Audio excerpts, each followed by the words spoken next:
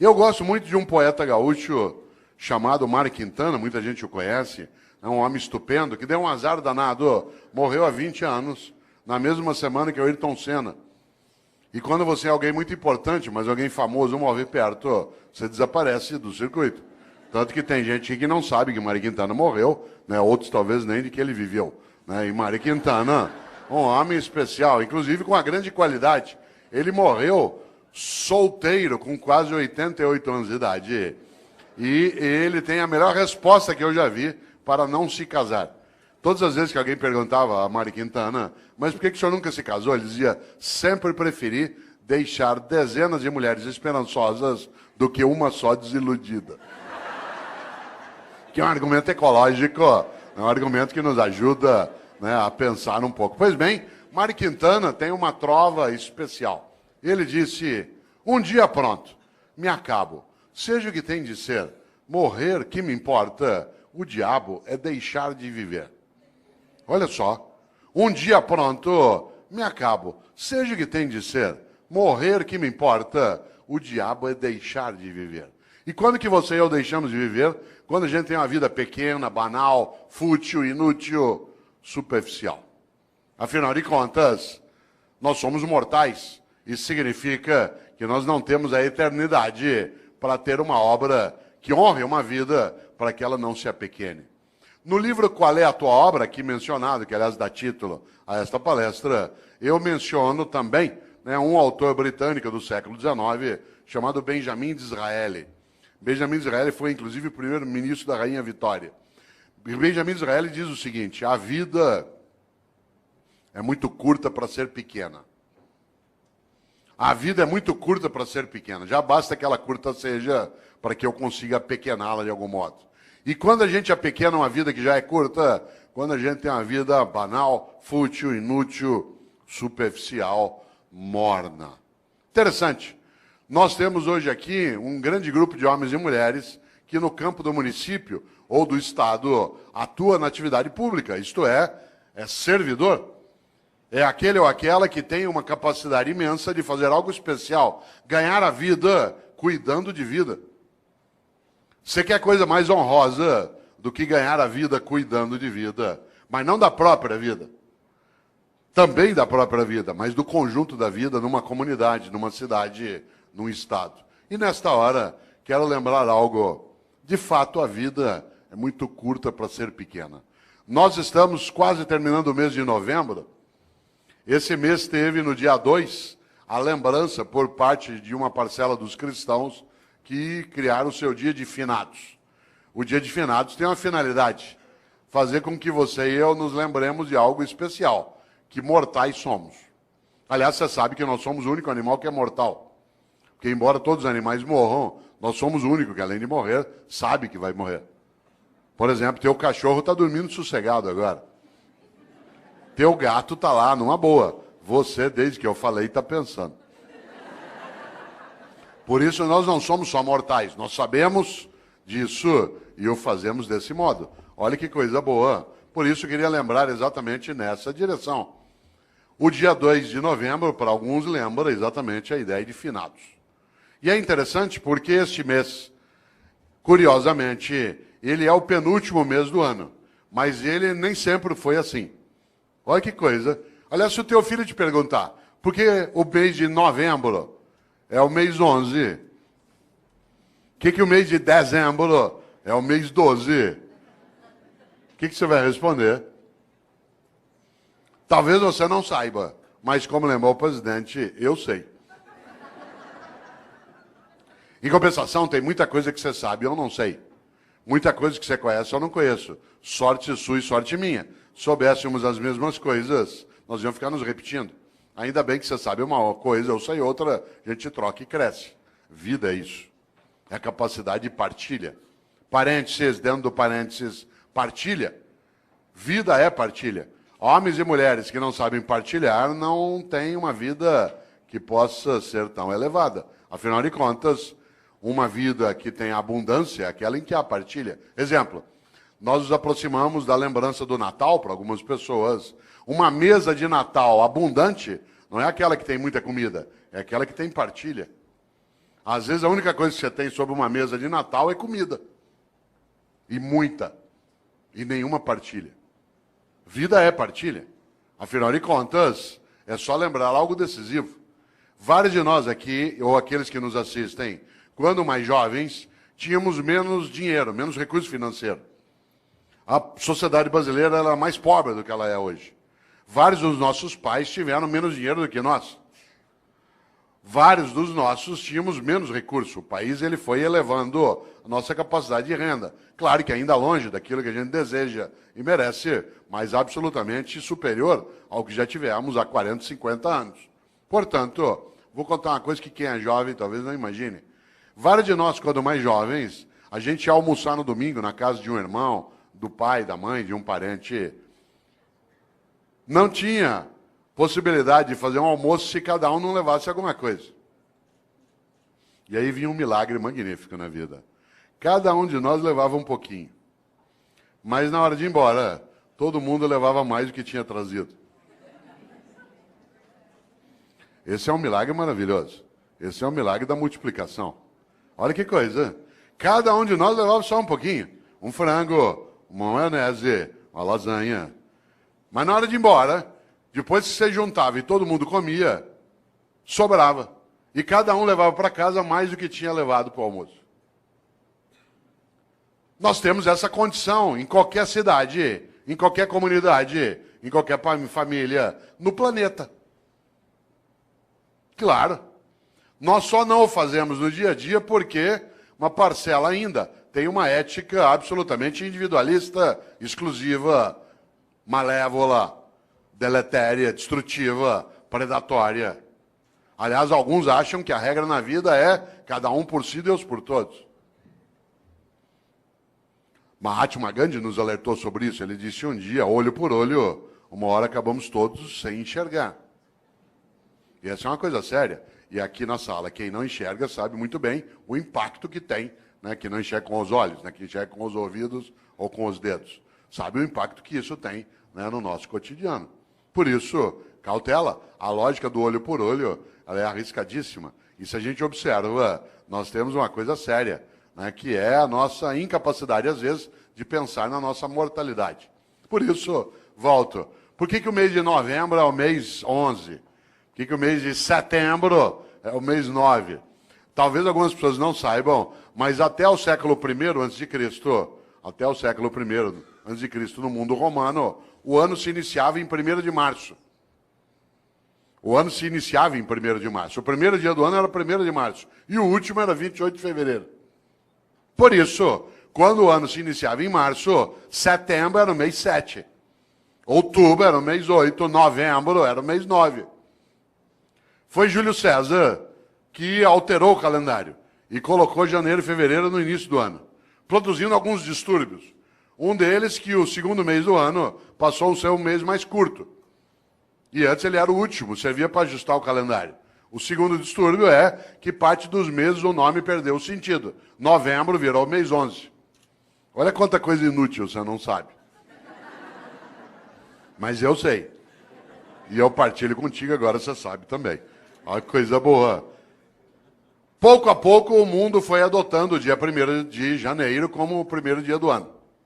O único país do mundo em que o ano continua começando em março é o Brasil, né, que é um país clássico, né, um país clássico que não aceita essas modernidades de Júlio César. E para nós, não é março, ainda não começou. Né? Olha que coisa interessante. No entanto, no passado se usava o último dia do ano, que no caso era 28 de fevereiro, para pensar sobre a vida. Você sabe que a palavra fevereiro ela vem de uma divindade etrusca, o nome do mês, de uma divindade etrusca que é Februa. Februa é a divindade da purificação, da queima, da febre. Porque a febre, ela purifica. Isto é, ela faz com que haja a anulação daquilo que não serve e a proteção daquilo que serve. Nesta hora, quero lembrar algo. Os antigos, no mês de fevereiro, usavam o final do ano para pensarem sobre o que tinham feito e o que deveriam fazer. Nós passamos a fazer isso com dezembro. Quando se aproxima 31 de dezembro, alguns e algumas têm o hábito de pensar naquilo que fizeram.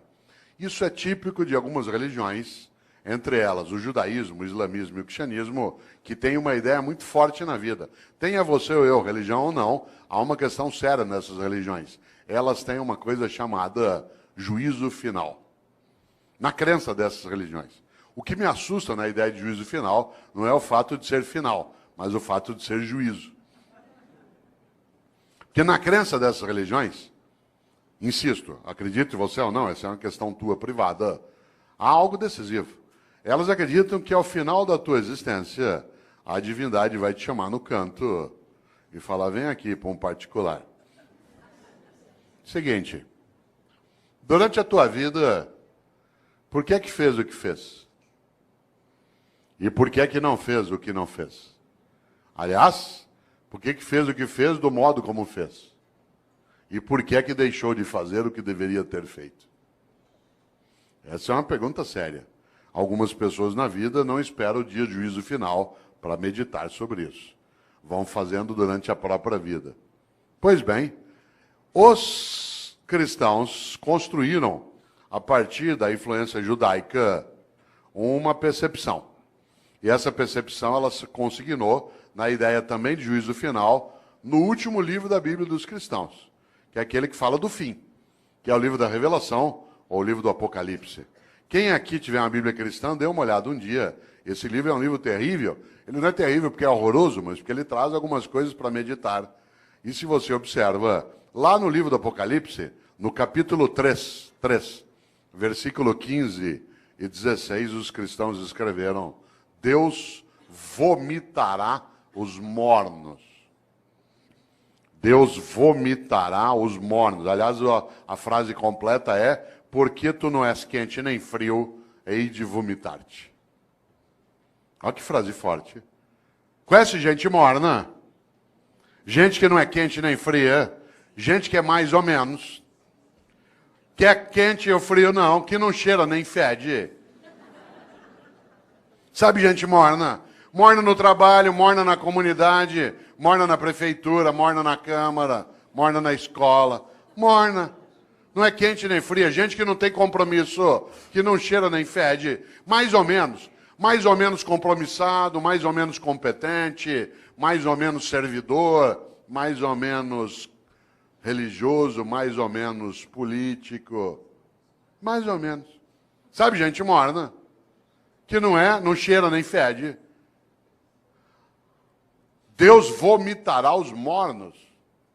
Sabe aquela pessoa que é morna? Morna no casamento. E aí, como é que está o casamento? Tá ruim com ele, pior sem ele. Morna na comunidade. E aí, como é que está o debate em Campinas sobre a política? Vamos levando, né? E aí, lá na prefeitura, vamos ver o que dá, né? E a escola, como é que tá? Não sei, vamos ver. Falta pouco para eu aposentar.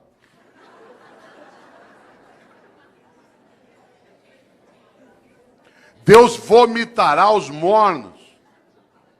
Gente que é morna na amizade. Você vai apertar a mão dela, com licença, ela dá só a pontinha do dedo.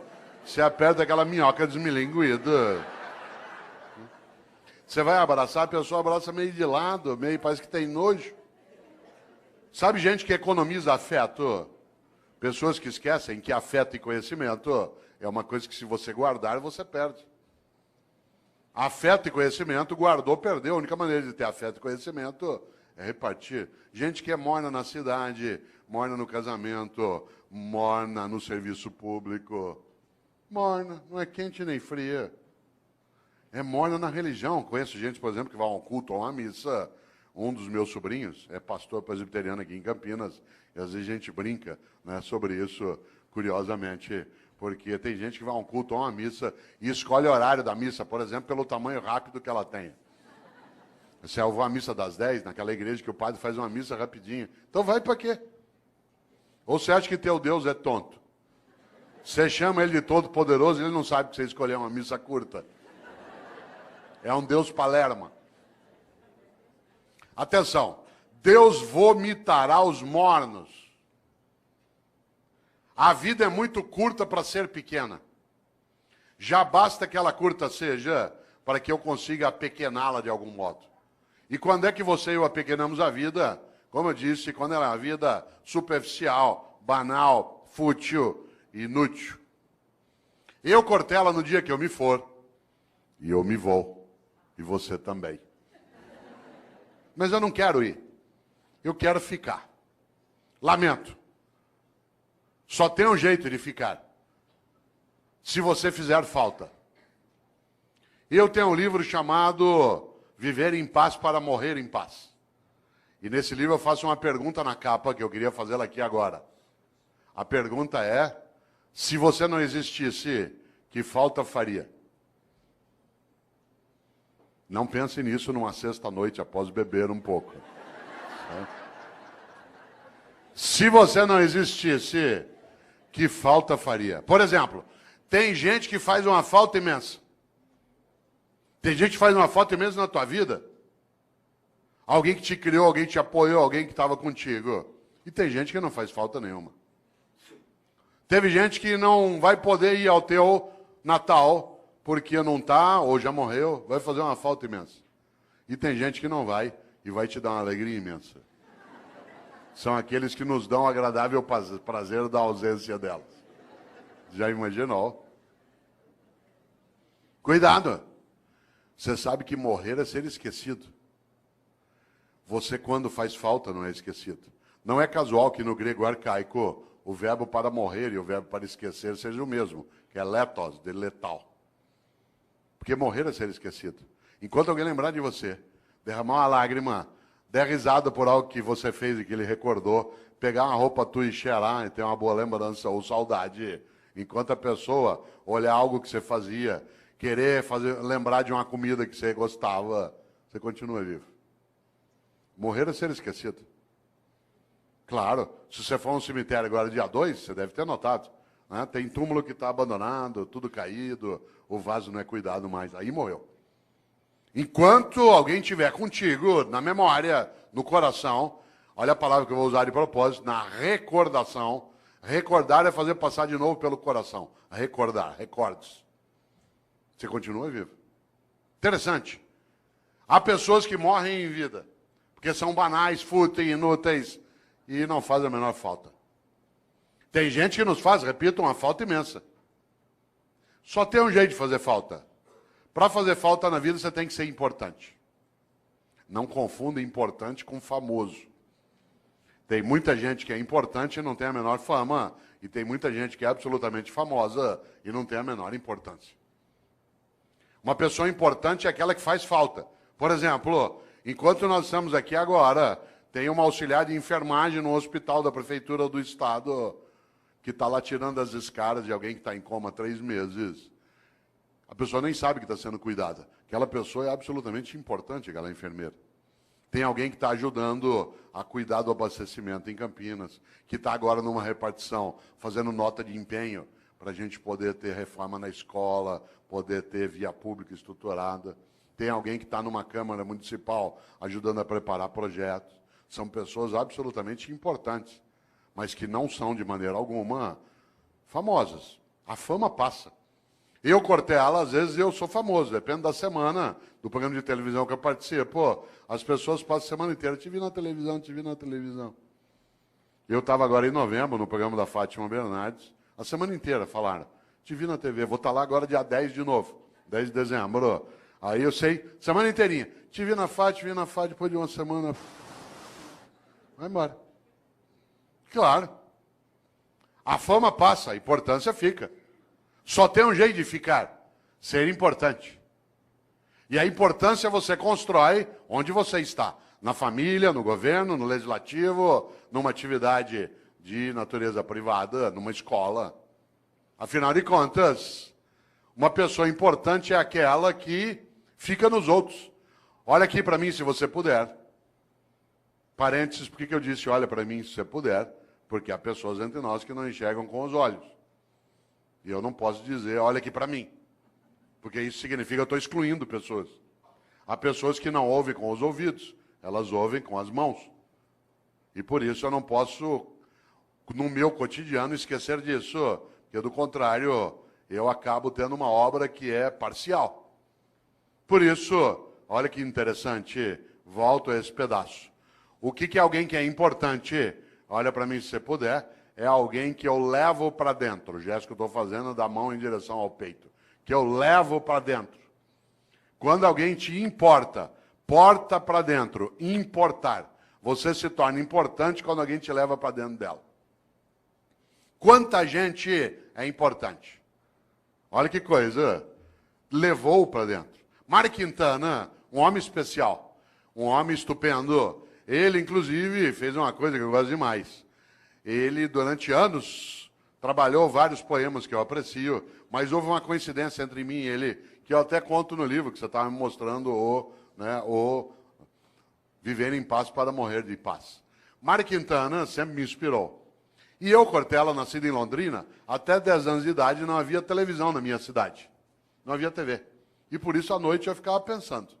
E uma das coisas que eu ficava pensando era, no dia que eu morrer, qual vai ser o meu epitáfio? Isto é, o que eu quero que escreva no meu túmulo? Eu já tinha tendência à inutilidade filosófica, né? E eu ficava imaginando o que eu quero que escrevam no meu túmulo. Hoje eu não tenho mais essa questão, porque eu não quero mais ser sepultado. Eu quero ser cremado. Essa é uma decisão individual, mas eu acho a cremação mais ecológica, inclusive. Muito mais adequada. Há um impacto ambiental no sepultamento. Por exemplo, se chineses e indianos aderissem ao sepultamento, nós teríamos problemas sérios. A cidade de São Paulo, que é onde eu moro, tem o segundo maior cemitério do mundo, que é o cemitério da Vila Formosa. Tem 1,5 milhão de corpos sepultados lá. Você imagina o impacto disso no lençol freático, na proliferação de insetos, de roedores. É uma questão séria, mas é uma questão cultural séria. Eu, inclusive, quis debater na cidade de São Paulo o uso do crematório, porque São Paulo só tem um crematório, que é da Vila Alpina. E eu quis fazer uma campanha pela cremação na cidade de São Paulo, quando eu era secretário de Educação. Consegui, inclusive, o patrocínio da Caixa Econômica Federal para fazer cartaz, para debater, e só não fiz porque a prefeita, na época, que era Luiza Erundina, achou que a cidade não ia entender direito. Ela estava certa. Mas eu tinha feito um cartaz, que eu vou usar ainda, né? Vou usar, não deu. Era um cartaz que o patrocínio da Caixa para discutir cremação, escrito assim, vem para a caixinha você também. Certo? Mais claro, né? Mais claro impossível. Eu, claro, hoje não quero mais ser sepultado, mas quando eu queria, eu ficava imaginando qual seria. Aliás, minha mãe, que é uma pessoa, como várias das mães de alguns aqui, absolutamente importante, mas não é famosa, ela é contrária à cremação. E como toda mãe, ela acha que ela é eterna. Porque ela não quer desistir de cuidar. Essa é a obra dela.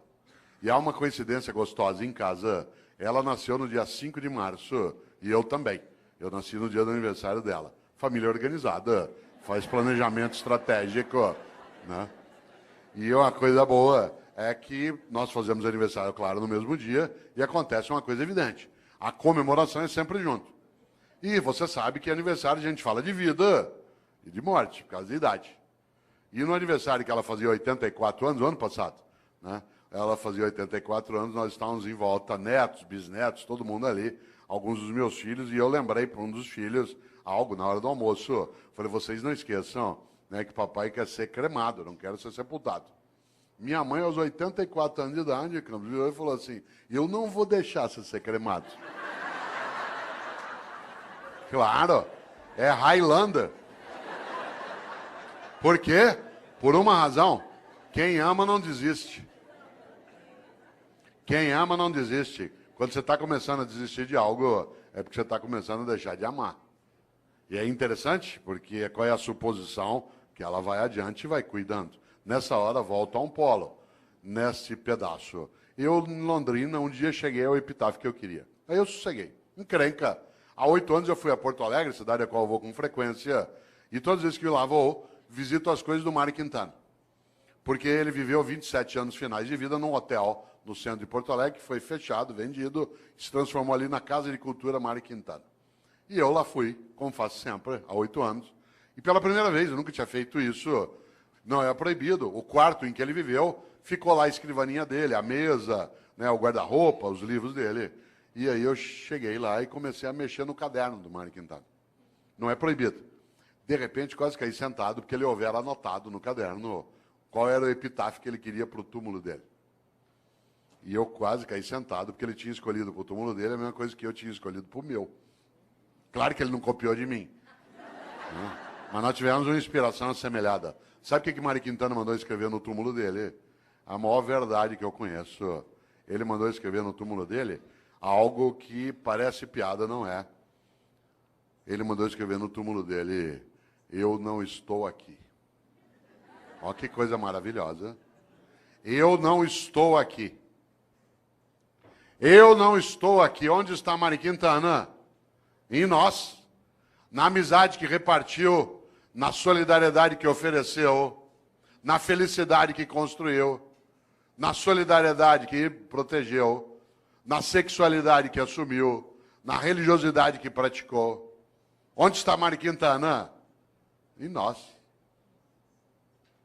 Por isso, a vida é muito curta para ser pequena. E eu, Cortella, no dia que eu me for, e eu me vou, e você também, eu quero ficar. Só tem um jeito de ficar, na minha obra. Porque eu sou mortal, mas eu não preciso ser inútil. A minha mortalidade é presente, mas a minha vida não precisa ser desperdiçada. Por isso, lembra esse fato. No dia que eu me for, eu quero ficar. Só tem um jeito de ficar, nas outras pessoas. Eu sou professor há 40 anos. Parte da minha obra é exatamente isso. Alguns aqui são servidores públicos há 15, 20 anos. A tua obra é aquilo que você faz no dia a dia para ajudar a proteger essa comunidade. Outros trabalham em tribunais de conta. A tua obra é exatamente a cuidar daquilo que é o recurso público, da lisura da vida, da capacidade da decência.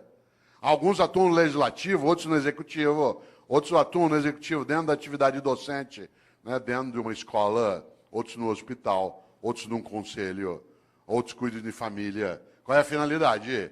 Não ser inútil. É interessante isso, porque se você observa, de fato, volto eu e insisto, a vida é muito curta para ser pequena. E nesta hora, uma das coisas que dá inutilidade, superficialidade a uma vida é aquela em que a pessoa não percebe e nem pensa qual é a obra que ela tem. Eu, no livro Qual é a Tua Obra, conto uma experiência relacionada a serviço público meu direto. Eu, quando era secretário de Educação na capital, percebi um dia uma coisa muito interessante.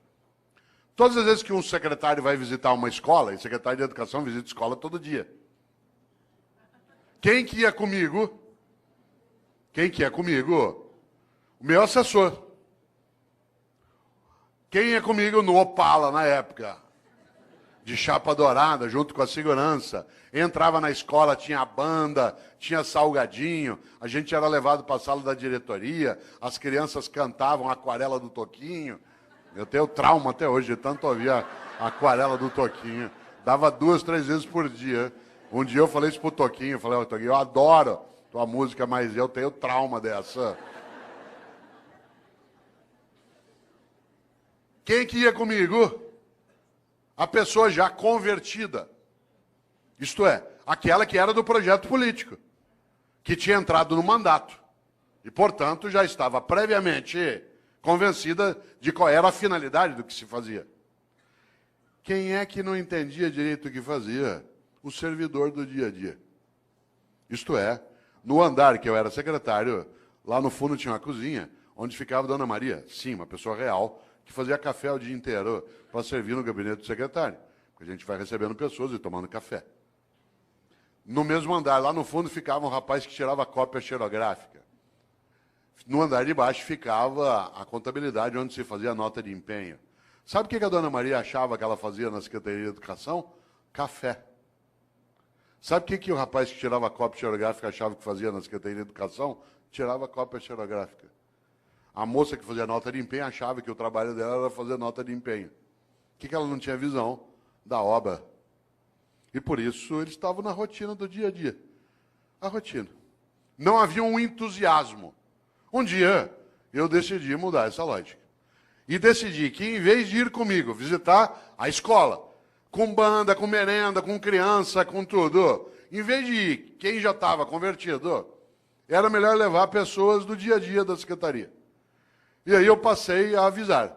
Quem vai comigo agora nas visitas vai ser o pessoal do dia a dia do gabinete, que tem as várias atividades. A primeira que foi comigo foi Dona Maria. Com uma novidade. Primeiro, andar no carro do secretário. Segundo, no banco de trás. Terceiro, joelho com joelho. Com batedores da Polícia Militar na frente, como é na capital às vezes, ou da Guarda Metropolitana. E ao chegar na escola comigo, não só privar de uma conversa, que não tinha que ser comigo, eu estou falando da simbologia da autoridade. Né? Chegar lá na escola, em vez dela ir fazer o café e servir, ela ia ser servida. E ela entrava e via a banda, e via as crianças, e via a reforma da escola. Vocês não fazem ideia. Quando a Dona Maria voltou, a partir dali era outra Dona Maria. De repente ela entendeu uma coisa, que o que ela fazia na Secretaria de Educação não era café, era educação. E aquilo que ela fazia, que o jeito dela de fazer educação era fazer café, virava escola, criança, cidadão atendido. No dia seguinte ela viu o rapaz do Xerox que passava o dia inteiro naquela máquina fazendo aquele gesto. E ele ficou boquiaberto, porque ele não fazia ideia que o que ele fazia não era tirar cópia, o que ele fazia era educação escolar. E o jeito dele fazer educação escolar era nos ajudar, tirando cópias. Vocês precisam ver a moça, né, que fazia nota de empenho. Ela imaginava que a tarefa dela era passar o dia ali fazendo nota de empenho. Quando ela viu que as notas de empenho viravam reforma, criança, comunidade, criança brincando, estudando, ela ficou boquiaberta. O que ela não tinha entendido? O propósito. O propósito, isto é, qual era a obra dela? A obra não era fazer nota de empenho, era construir educação escolar numa comunidade, usar os recursos de maneira adequada para elevar a vida. A partir dali, tanto faz quem era o governo. Porque, de maneira geral, o funcionário do dia a dia, ele não adere a projetos de governo, porque o governo é eventual. Mas quando ele tem clareza da obra, que ele vê, por exemplo, que uma Câmara Municipal está sendo reestruturada para que ela tenha maior capacidade de servir a população e honrar o recurso, tanto faz quem é o presidente. Se há uma adesão por parte de quem está no dia a dia como servidor, na saúde, na educação, no transporte, na segurança, nas secretarias meio, na área de gestão, administração, muda o jeito de fazer. Aliás, aconteceu comigo uma coisa, eu vou contar, não quero que pareça arrogância nem autoelevação, mas ela é muito bonita. Você sabe que quando o governo vai terminando, as pessoas à sua volta, que são da máquina, vão rareando, porque ele não é maluco. Ainda mais que no governo que eu estava, quando houve a eleição, o meu grupo político perdeu a eleição. E outro grupo, o adversário, venceu a eleição. Isso significa que os últimos 2 meses de governo era já com a possibilidade de entrar quem era contrário e quem estava saindo. Vocês imaginem, se bobear, não chega nem café. Que é uma questão de sobrevivência da máquina. Ela não se compromete, às vezes, com quem está saindo, porque ela vai passar 4 anos com quem está chegando. Pois bem, isso não aconteceu conosco. E não é porque éramos nós, e nem porque as pessoas aderiam ao tipo de projeto político que se tinha, mas eles começaram a entender aquilo que era o projeto de cidadania, do qual ele estava envolvido, que independia do governo eventual que estava ali. A tal ponto que aconteceu uma coisa curiosa. Quando, da posse do novo governo, eu fui dar posse ao novo secretário. Estava ele e todo o staff dele aqui. E nós estávamos saindo lá de cá. E o auditório lotado, na época era na Avenida Paulista, lotado de servidores que estavam ali para a posse de quem chegava e a despedida de quem partia. Pois bem, aconteceu uma coisa que até hoje eu me arrepio de lembrar, e não tem a ver só comigo, tem a ver com o projeto em geral. Na hora que eu terminei a minha fala e transmiti o cargo, é a hora de quem perdeu sair e honrar aqueles que vão comemorar a vitória e o governo deles. E, portanto, eu me levantei e toda a minha assessoria, como se levantou junto. Claro. E aí eu fui saindo. Quando eu fui saindo, todos os servidores levantaram e fizeram um corredor polonês. Fizeram uma fila dos 2 lados e nós fomos saindo e eles foram batendo palma. até a gente sair do prédio. Vocês imaginem, em tese, no serviço público, isso é arriscar a cabeça em alto nível. Só não foi porque quem estava chegando, no caso, que era o vice-prefeito de São Paulo, que também se tornou secretário de Educação, também ele era professor, que era o professor Solon Borges dos Reis, que já faleceu, que era do CPP. Mas olha que coisa maravilhosa. Eu estou falando isso não para exaltar a nós, inclusive porque uma parte das pessoas não tinha nenhum vínculo ideológico, ou nenhuma simpatia, né, pelo grupo político, mas ele tinha porque ele percebeu algo decisivo, que era a obra. Porque a gente estava tentando que ele não fosse morno. Por isso, vida com propósito. Coisa curiosa, há pessoas que estão nessa área e que não o têm. E que têm uma obra diminuta, pequena. Por isso eu vou contar uma coisa. No serviço público, algo que é muito perigoso, que é gente morna. Porque essa gente morna, ela, de maneira geral, ela acha que o que ela faz é só aquilo como um emprego. Você sabe disso. Na área privada também isso acontece, mas na área pública há uma destinação diferente, que é a própria atividade pública em si. Por exemplo, tem uma coisa que é muito perigosa. Na minha área, que é a educação escolar, vou contar uma coisa que quem é professor aqui, ou professor, sabe. Tem gente que atua no ensino público e no ensino privado. E se comporta de um jeito no ensino privado e de outro no ensino público. No ensino privado, participa das reuniões, das atividades. No ensino público, tira todas as licenças, vê tudo que pode. Aliás, tem gente que atua em ensino público e despreza a escola pública. Despreza. Ameaça o filho com a escola pública. Você não está estudando, você vai ver, vou te pôr numa escola pública, você vai ter que conviver com aquela ralé.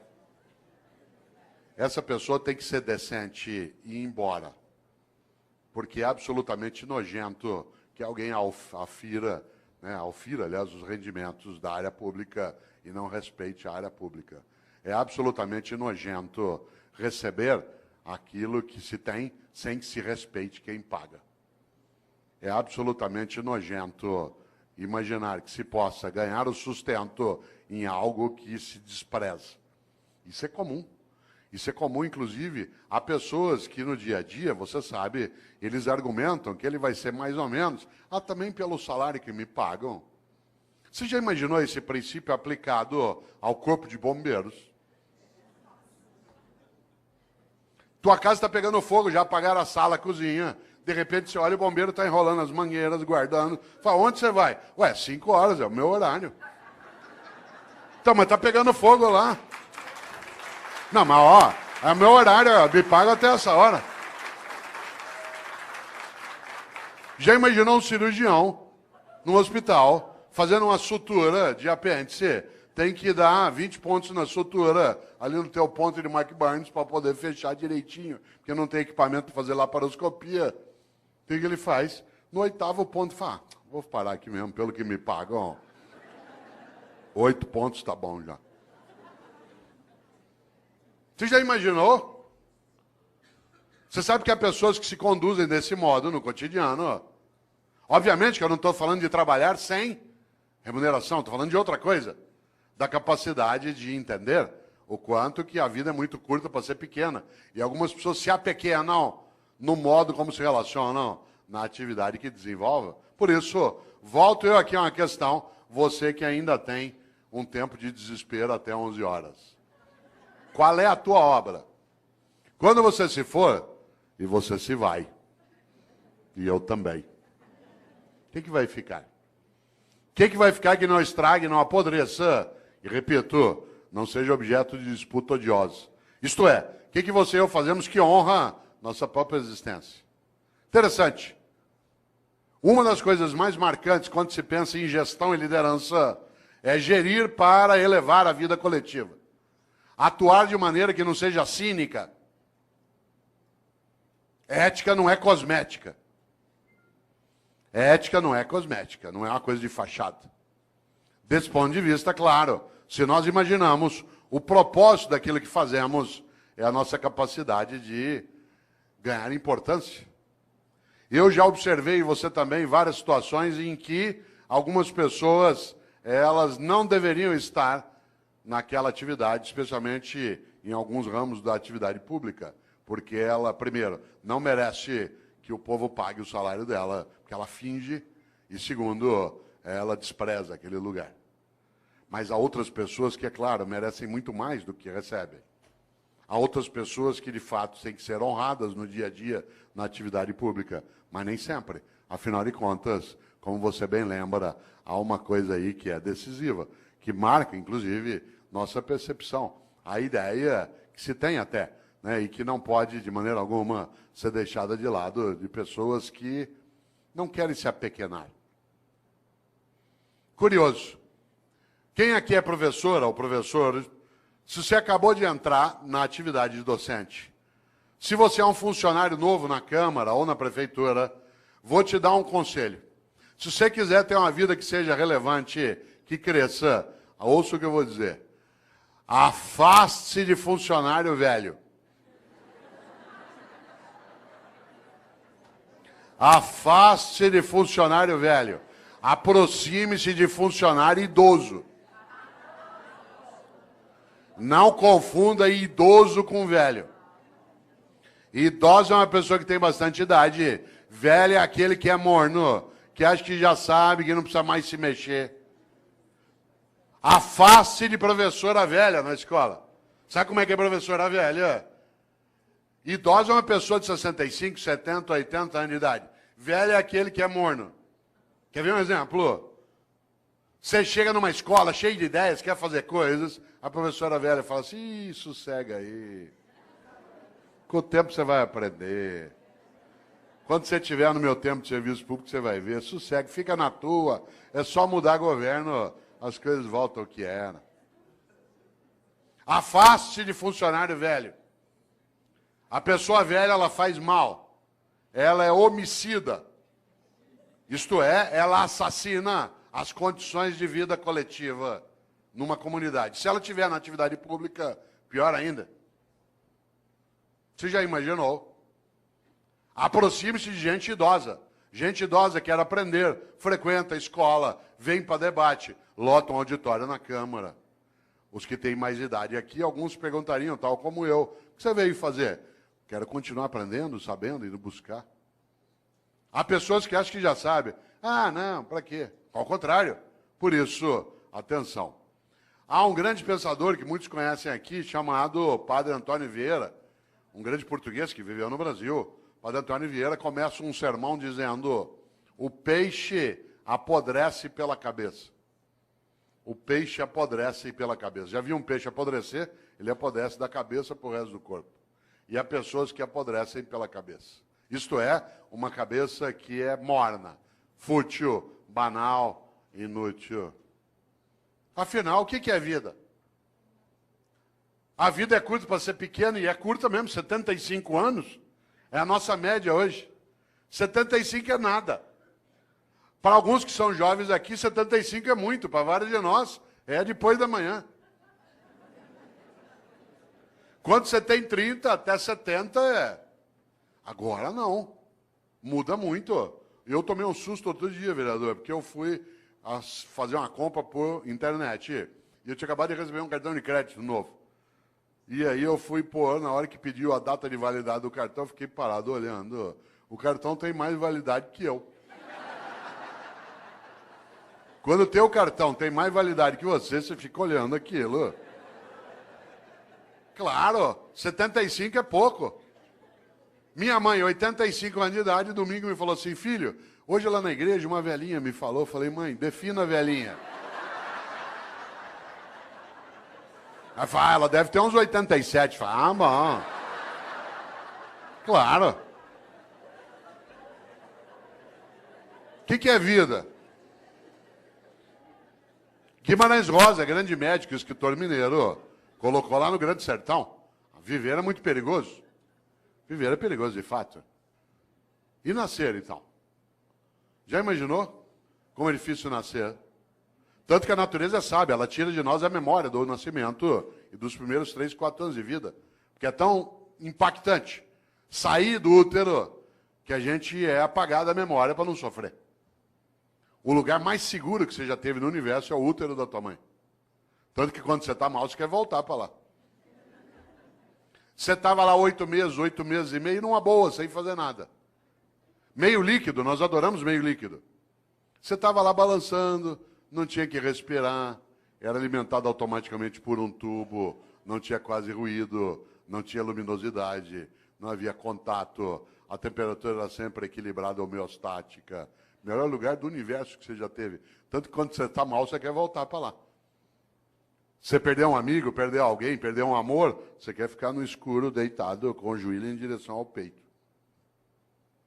Posição fetal. Você olha no hospital para pessoas com problemas mentais, nuas no pátio, deitadas assim, encolhidas. Claro, você estava lá numa boa, sossegado. De repente, depois de 8 meses e meio, esvaziou o líquido. E você começou a sentir contrações à tua volta. E foi escorregando, escorregando, escorregando. E alguém te segurou. E você sentiu contato pela primeira vez. Te ergueu, tirou do útero. Tinha luz no ambiente. O ruído aumentou, mudou a temperatura. E a pessoa te ergueu, te deu um tapa na bunda. E aí você fez o primeiro gesto fora do útero, que é... Porque o último vai ser... Entre a primeira vez que você faz e a última que você faz, tem vida. Por isso que é bom não desperdiçar isso. E tem gente que desperdiça humilhando pessoas, sendo hipócrita, fingindo, desviando. Olha só. E ainda tem uma encrenca, dura só 75 anos. Divididos do seguinte modo: do 0 aos 25 você está se montando. Tua estrutura física, psíquica, relacional, cognitiva, reprodutiva. Dos 25 aos 50, você está reproduzindo outros humanos e trabalhando em alta intensidade. E dos 50 aos 75, você se prepara para o desembarque. Do 0 aos 25 monta, dos 50 aos 75 desmonta. Não ria. Vocês vão chegar lá. Quem está nessa fase como eu, você sabe que você está nela, porque cada dia não tem o café da manhã, tem menos comida e mais caixinha de remédio.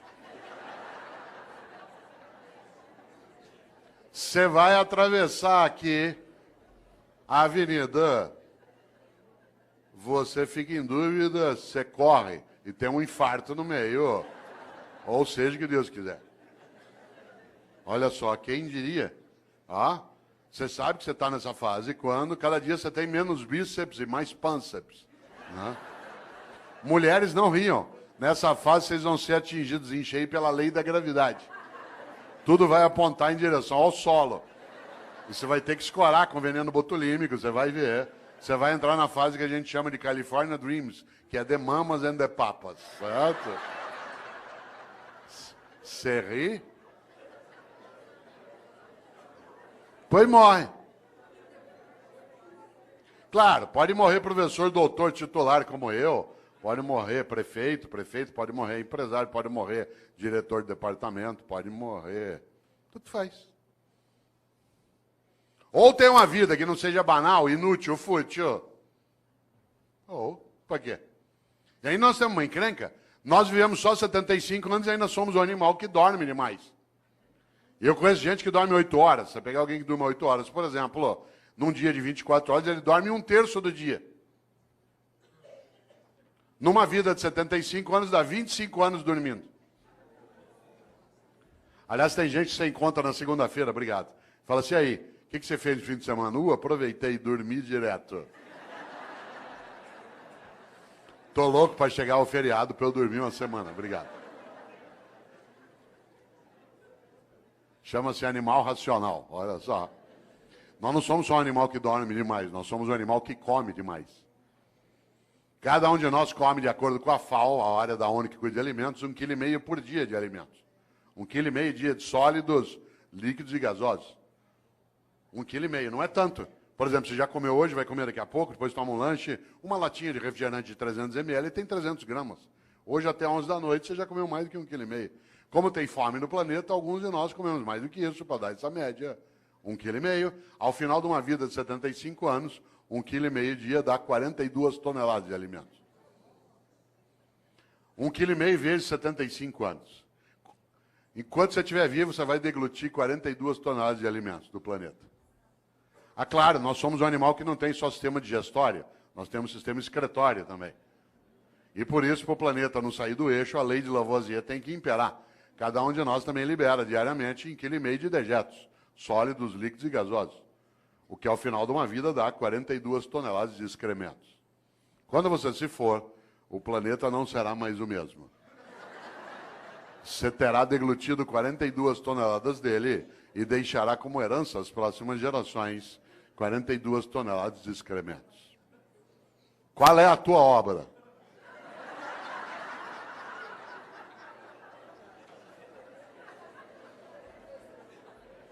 Você sabe que tem gente que leva a vida desse jeito. Ela destrói o ambiente, humilha pessoas, furta, desvia, finge, só para poder dormir mais que necessita, comer e excretar em banheiros especiais. Esse é o reino da mediocridade. As revistas que mais vendem são as que mostram chiques e famosos nas suas camas, nas suas mesas e nos seus banheiros. Os programas de TV que mais fazem sucesso são os que mostram pessoas trancadas numa casa ou numa fazenda, comendo, bebendo e excretando pelos 7 ou 8 orifícios que tem. Reino da mediocridade. Tem gente que diz que não tem 1 hora por dia para brincar com o filho, para ver lua junto, para fazer uma oração, para estudar. Mas tem 1 hora por dia, sabe para quê? Para ficar parado vendo gente comendo, bebendo e excretando. É tão forte isso que qualidade de vida para nós hoje, o que é? Cada um tem um quarto com banheiro. O anúncio não é que você vai ter qualidade de vida numa casa que tem uma cozinha grande com uma mesa comprida, onde todo mundo vai ficar em volta. Não, é cada um ter um banheiro. É vida privada, isso é subir na vida. Cada um poder ter um banheiro dentro de casa. Você já imaginou? Não é o lugar da partilha, da convivência. Isso é um risco. Claro. Já pensou?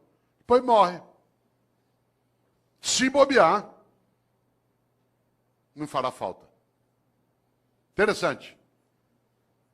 Aliás, sabe o que uma pessoa fala quando ela está morrendo? Quem aqui é da área de medicina sabe disso?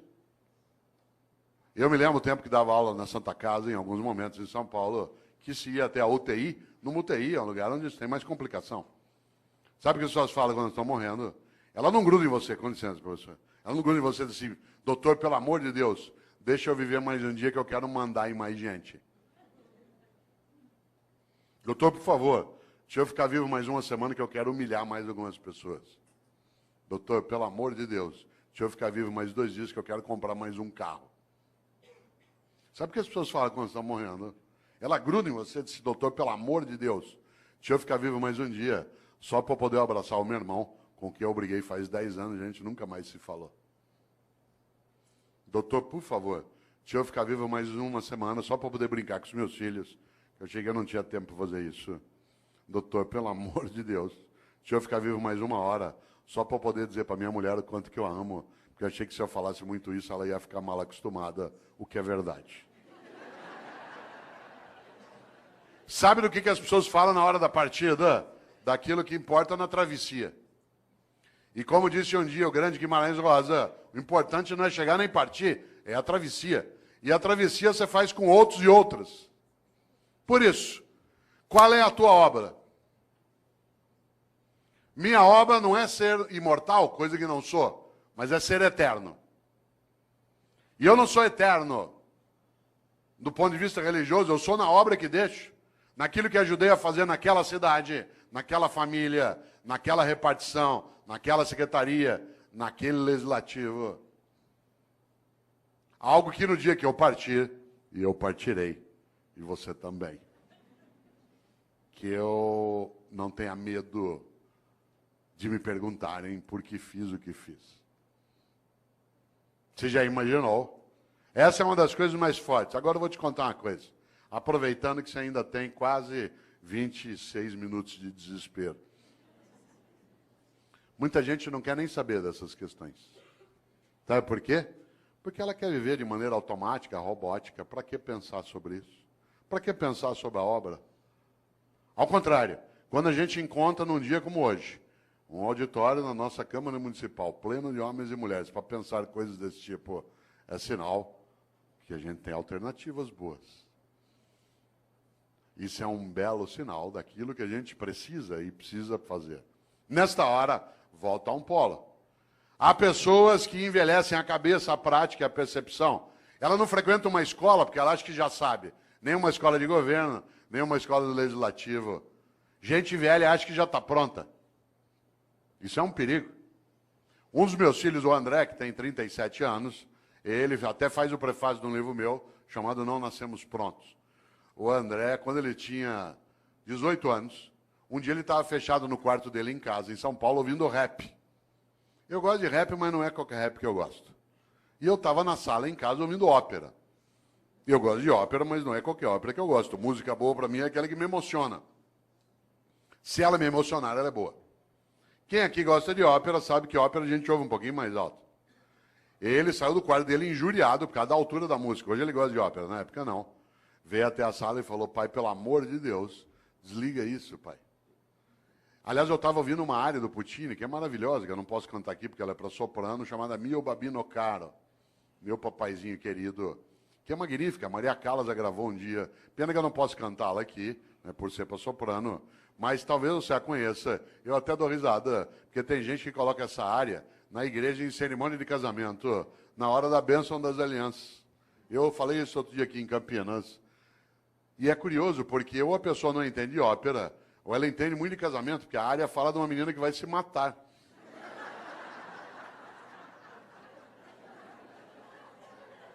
Você sabe que a coisa mais perigosa que existe na vida é incompetente com iniciativa. E incompetente com iniciativa é um perigo numa secretaria, num centro cirúrgico, num fogão, no volante de um ônibus, numa sala de aula. Você já pensou? Aliás, deixa eu ver se eu tenho. Olha que coisa interessante. Mio Babino Caro, meu papaizinho querido, né, que é exatamente do grande, do especial Puccini.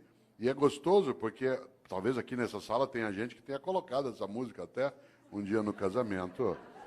Não vou. Se você fez isso, fique tranquila e quietinha.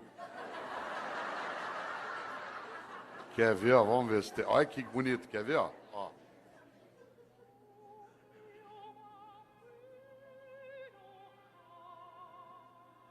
Ó, meu papaizinho querido.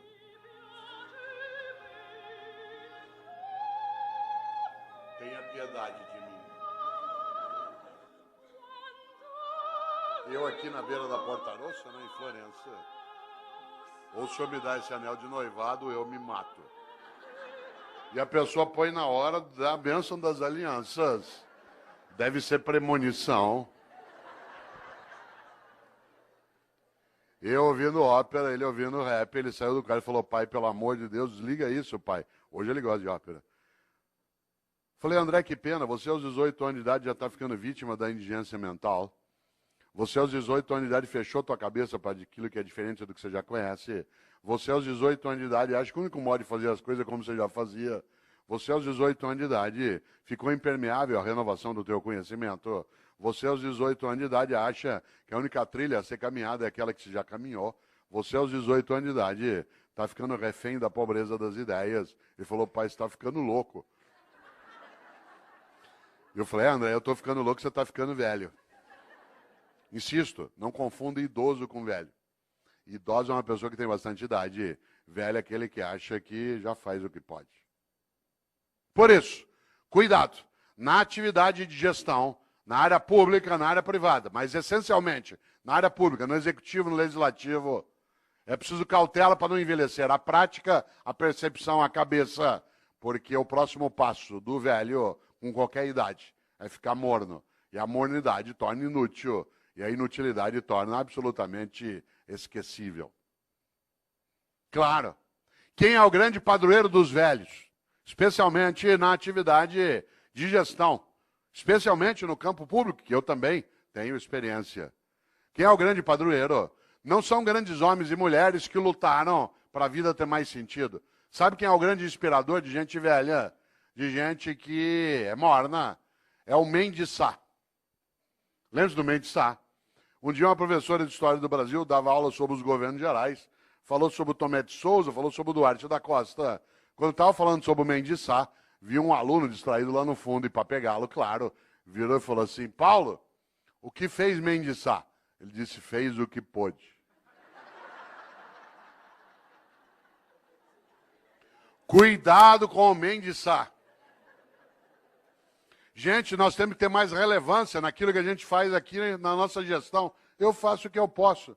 Gente, nós temos que ter um nível maior de eficácia na atividade pública. Eu faço o que eu posso. Gente, nós temos que dar uma destinação mais sólida para o recurso originário do povo. Eu faço o que eu posso. Cuidado. Essa é a falência da ação. É a admissão da síndrome do possível. No Brasil tem uma coisa chamada síndrome do possível, que é um perigo. Quer ver um exemplo? Você leva teu carro no mecânico hoje à noite aqui em Campinas, diz, olha, meu carro está com um barulho estranho. Ele diz, vou fazer o possível. Você vai ao médico e diz assim, doutor, eu estou com uma dor no pâncreas. Vou fazer o possível. Você chega para um funcionário, olha, eu precisava disso. Vou fazer o possível. Você desanima. Imagine que você está aqui agora, você sabe que ainda faltam 21 minutos para você se libertar de mim. Você começa a se irritar, você tem coisa séria para fazer. De repente, você começa com uma dor, uma cólica no baixo ventre, que vai para lá e para cá. Tua perna direita começa a tremer, você começa com um pouco de sudorese, ânsia de vômito, calafrio. Isso é sinal de apendicite. A gente pega você, leva para um hospital aqui perto, afere tua temperatura, vê que você está com indício, te pré-anestesia. Vai levando para o centro cirúrgico, você vai deitado no corredor, vendo passar aquele teto branco na maca. Aí você gruda na mão do médico e diz assim, doutor, vai dar certo a operação? Ele diz, vou fazer o possível.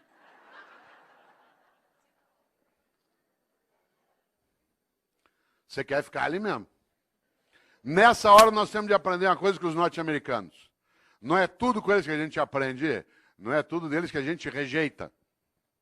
Tem várias coisas deles que a gente não precisa aprender. Parênteses, há 4 anos, presidente, eu estava em Brasília, aliás, onde estarei amanhã, né, que eu tenho um evento lá. Eu estava em Brasília e trabalhando ali 3 dias e estava lá o Obama, com a comitiva. Por coincidência, eu fiquei no mesmo hotel que a comitiva do Obama, exceto ele. Durante 3 dias, toda hora que eu entrava, eu era barrado e revistado pela segurança norte-americana. 3 dias sendo revistado. No terceiro, não aguentei. Cheguei para o chefe da segurança norte-americana e falei o seguinte, eu sou brasileiro. Eu vou te contar uma coisa. Nós nunca demos um tiro num presidente nosso. Por que eu ia querer dar no teu? Certo? Nós nunca. O único presidente nosso que morreu a bala, ele deu o tiro nele mesmo. Vocês já mataram 5 e deram o tiro em 11. Larga, deu. Ele não entendeu nada. Mas tem coisas nos americanos que a gente tem que observar. Por exemplo, quando você pede uma coisa para o norte-americano, ele diz, I will do my best. Vou fazer meu melhor. Atenção. Não é uma questão de idioma, é uma questão de atitude. É absolutamente diverso. Fazer o possível e fazer o melhor. Por isso, pergunto aqui para você agora, mas não quero que você responda, só que você reflita. Na tua atividade, na atividade que você tem no executivo, na prefeitura, no estado, está fazendo o possível ou o melhor? Não é o melhor do mundo, é o teu melhor, na condição que você tem, enquanto você não tem condições melhores para fazer melhor ainda. Pergunto de novo, mas não responda. Está fazendo o possível ou o melhor? Insisto, não é o melhor do mundo, se for ótimo, é o teu melhor, na condição que você tem, enquanto você não tem condições melhores para fazer melhor ainda. Porque se você ou eu, podendo fazer o meu melhor, me contento com o possível, eu caio num lugar perigoso chamado mediocridade. Uma pessoa medíocre é aquela que é morna, que está na média, que não é quente nem fria.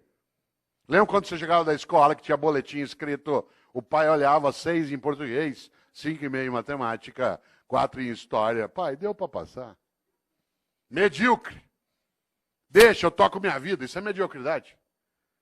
Insisto, uma pessoa medíocre é aquela que, podendo fazer o melhor, se contenta com o possível. Exemplo, mediocridade é falta de capricho. Capricho, sabe o que é capricho? Capricho é você fazer o teu melhor na condição que você tem, enquanto você não tem condições melhores para fazer melhor ainda. Exemplo, minha mãe e eu moramos na mesma rua em São Paulo, por coincidência, e às vezes eu passo na casa dela no fim da tarde. E mãe conhece. Às vezes ele olha para mim, 5 da tarde, e fala assim, você não almoçou ainda, né?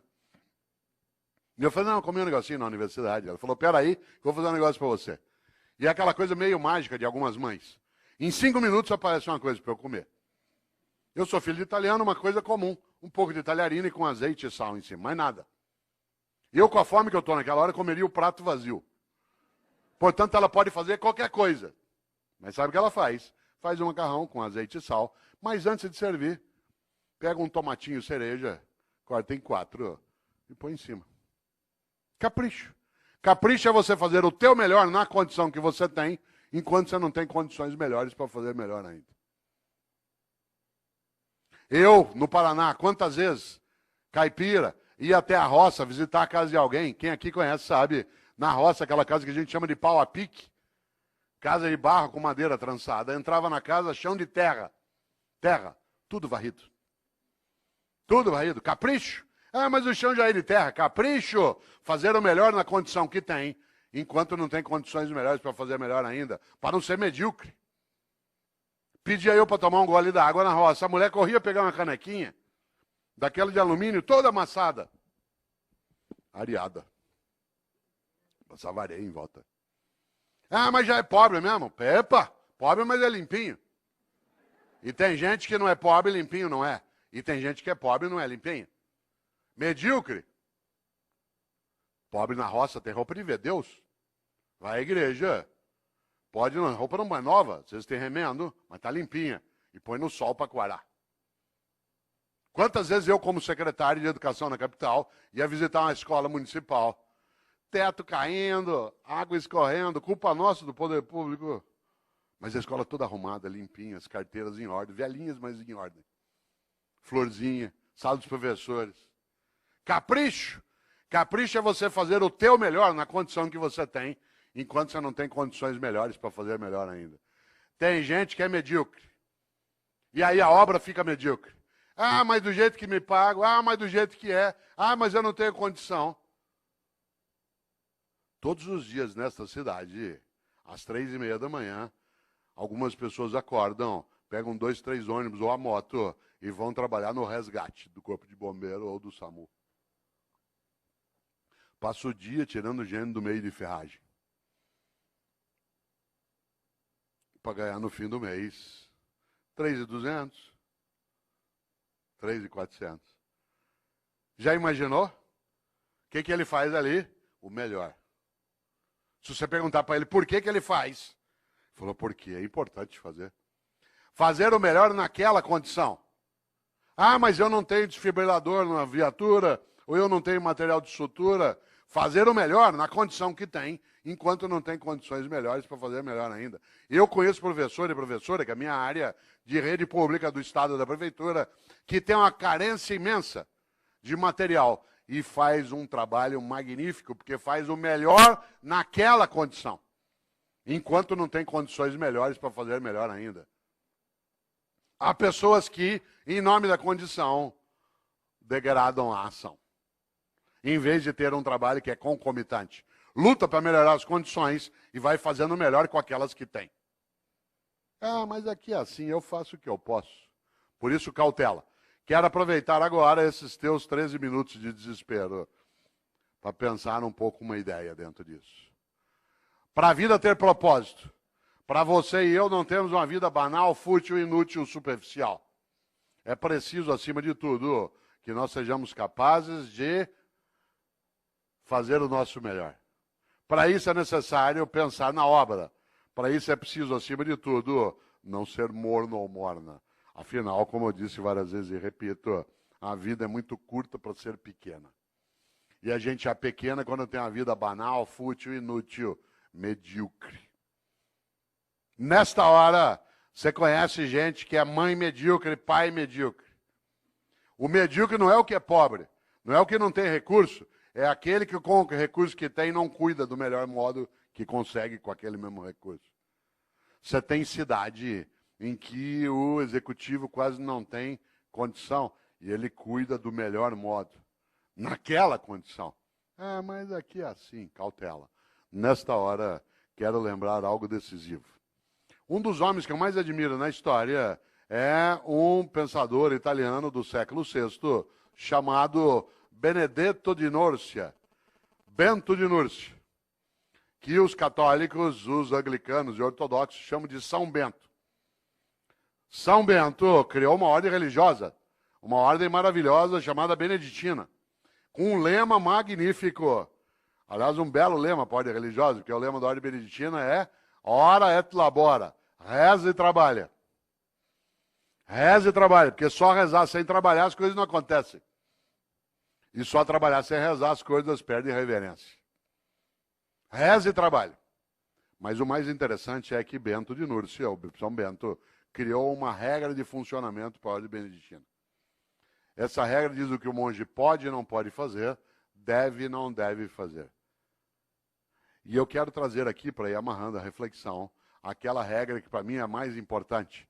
No livro Qual é a Tua Obra, que é da editora Voz, eu trago um pouco essa discussão, mas eu a retomo mais recentemente no outro livro, que hoje o presidente trouxe para assinar, que é o Pensatas Pedagógicas.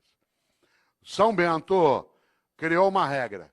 E a regra que eu queria trazer aqui, que para mim tinha que estar no alto de toda a Câmara Municipal, toda a escola, toda a cidade, toda a prefeitura, toda a secretaria, toda a família, é a regra de número 34.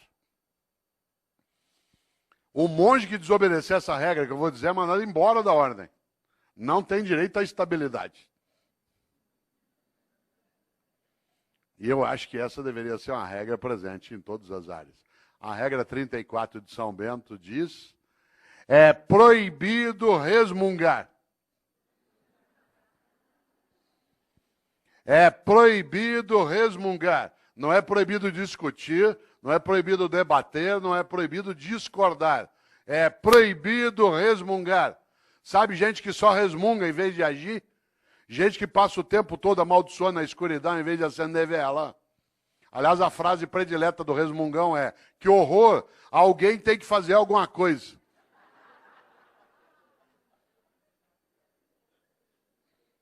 É proibido resmungar. Não é proibido discutir, debater e discordar. Mas o resmungão é medíocre. Aliás, todo resmungão é vagabundo. Toda resmungona é vagabunda. E a melhor maneira de não precisar fazer nada é acreditar que nada pode ser feito. Por isso, todo vagabundo e toda vagabunda tem uma característica: é pessimista. Aliás, é tão vagabundo que nem chama a si mesmo de pessimista, chama de realista. Porque a melhor maneira de não precisar se mexer é achar que não há nada que vale mexer. Por isso, todo vagabundo ou vagabunda é pessimista e prefere acreditar que nada pode ser feito. Tudo que você propõe, ele diz, não vai dar certo. Vamos fazer uma escola legislativa e não funciona. Vamos fazer uma escola de governo para quê? Vamos mexer na organização da Câmara, vamos estruturar um tribunal de contas no Estado que cada vez mais possa dar decência ao recurso coletivo. Isso aqui no Brasil. Opa! O pessimista é, acima de tudo, alguém que se aproxima do bandido. Não por escolha, mas por omissão. Como diz uma antiga frase, os ausentes nunca têm razão. Vamos fazer uma palestra para discutir qual é a tua obra e isso não funciona, não vem ninguém. Ó. O que faz o otimista? Tem uma encrenca. O otimista tem que ir atrás, juntar, procurar, chorar, se arrepender, querer largar. Falou, vou largar isso, eu vou sair disso aqui. Para quê? Não funciona. Mas o pessimista, ele tem uma coisa. Ele não tem esforço nenhum a fazer. Aliás, o pessimista, você já notou, a única coisa que ele faz é sentar e esperar dar errado.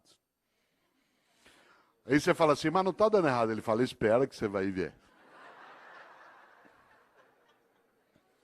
O otimista tem que estudar, fazer curso, ir atrás, se arrepender, querer largar, juntar com outro. voltar e repensar, chorar de vez em quando. Mas o otimista tem uma grande vantagem. A vida dele não é pequena. Pode até ser curta. Ah, mas olha só, para quê? Não vai funcionar. Para quê?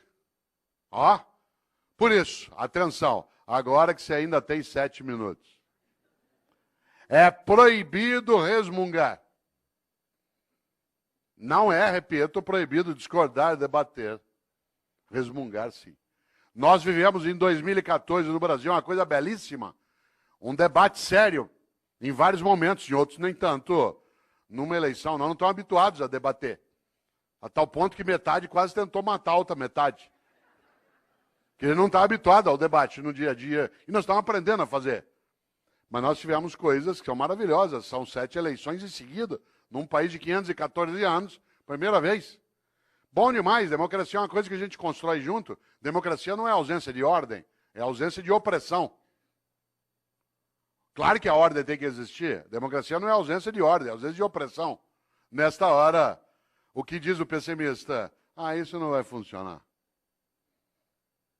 Olha só. O que faz o otimista?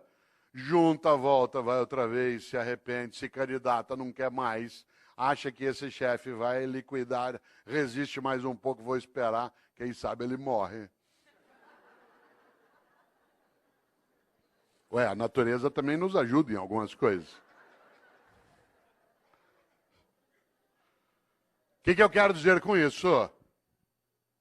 Qual é a tua obra? Quando você se for, e você se vai, e eu também, o que vai ficar? Eu tenho certeza, você não quer ser medíocre, nem eu. A gente não quer ter como nosso patrono Mendes Sá. Eu faço o que eu posso. A gente não quer envelhecer a cabeça, a prática, a percepção, a própria vida. O que a gente quer? Fazer o melhor na condição que a gente tem, enquanto a gente não tem condições melhores para fazer melhor ainda. Diz, mas Cortella dá na mesa, sabe por quê?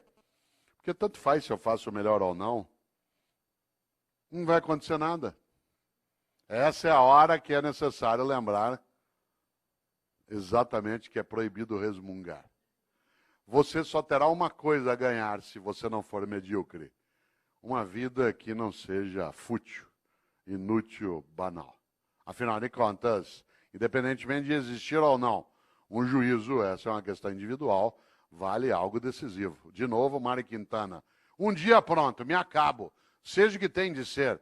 Morrer que me importa. O diabo é deixar de viver. Aliás, outro gaúcho, Aparício Torelli, que apelidou a si mesmo de Barão de Itararé, tem uma frase que parece óbvia, não é? Ele dizia, a única coisa que você leva da vida é a vida que você leva. A única coisa que você leva da vida é a vida que você leva. Mas eu queria lembrar, para ir amarrando, algo especial. Um grande homem estupendo, chamado Albert Schweitzer. Um homem que, inclusive, tem influência sobre a cidade de Campinas, porque pessoas que dirigem aqui, o Boldrini, estudaram com Schweitzer e o conheceram também. Schweitzer foi um grande professor e um grande médico. Aliás, ele foi o Nobel da Paz, de 1952. Schweitzer, quando tinha 30 anos de idade, achou que como professor era pouco, que ele queria ser mais importante, não famoso, mais importante. E ele decidiu aos 30 anos de idade fazer medicina. E aí ele foi embora. E 7 anos estudando medicina. Formou-se, sabe o que ele fez? Foi embora para a África, lá para o Gabão. E ficou 50 anos no Gabão, meio século, colocando a vida dele a serviço dos outros. Aliás, no dia que ele morreu, tem uma coisa curiosa. O corpo do Albert Schweitzer está sepultado na Europa, mas o coração está no Gabão. Porque quando ele morreu, o povo do Gabão quis o coração dele, fisicamente. Está sepultado lá no Gabão. Schweitzer, tem uma frase para você e eu não esquecemos, e é a penúltima que direi. Disse Schweitzer um dia, a tragédia não é quando um homem morre. A tragédia é aquilo que morre dentro de um homem enquanto ele ainda está vivo. Olha só, a tragédia não é quando um homem morre. A tragédia é aquilo que morre dentro de um homem enquanto ele ainda está vivo. E o que não pode morrer? A dignidade de uma vida que não seja banal, fútil, inútil, superficial. Mas queria lembrar algo que, aliás, é a última frase do livro Qual é a Tua Obra? Onde está essa reflexão que aqui fiz? Que é uma frase de um francês, que é François Rabelais. Foi monge beneditino. Um homem do século XVI, para quem gosta de literatura renascentista, escreveu o Garganto, a Pantagruel. O especial François Rabelais tem uma frase que eu vou dizer 2 vezes. Ele disse: conheço muitos que não puderam quando deviam, porque não quiseram quando podiam. Digo de novo. Conheço muitos que não puderam quando deviam, porque não quiseram quando podiam. A gente quer, pode e deve. Isso significa que a gente consolida algo que é a nossa capacidade de obra. E agora quero concluir lembrando algo. Dizendo a quem chegou de pouco depois que eu não abriria um debate em função do número de pessoas e porque era uma reflexão, mas agradecendo imensamente tantos homens e mulheres que aqui vieram hoje, para a gente pensar um pouco como elevar a nossa vida, que já é curta, mas que não precisa ser pequena de modo algum. E que cada um e cada uma de nós saiba, no seu dia a dia, a importância de fazer o melhor, em vez de se contentar com o possível. Afinal de contas, é isso que nos levará a ser importantes, a sermos levados para dentro. Por isso, quero terminar com uma frase de alguém que eu acho especial, que é Chico Xavier. Eu não sou espírita, não tenho nenhuma crença reencarnacionista, mas acho Chico Xavier um homem santo. Aliás, se eu tivesse alguma autoridade sobre os católicos, ia pedir para nomeá-lo santo, de tão importante. Ele passou a vida, em vez de resmungar, tentando serenar as pessoas, fazendo o que podia, que era o melhor dele na condição que tinha. Chico Xavier, como sabe aqui os espíritas, tem uma frase que serve para você e para mim, porque alguns dizem assim, mas Cortella, agora é tarde. Chico Xavier dizia, embora ninguém possa voltar atrás e fazer um novo começo, qualquer um pode começar agora a fazer um novo fim.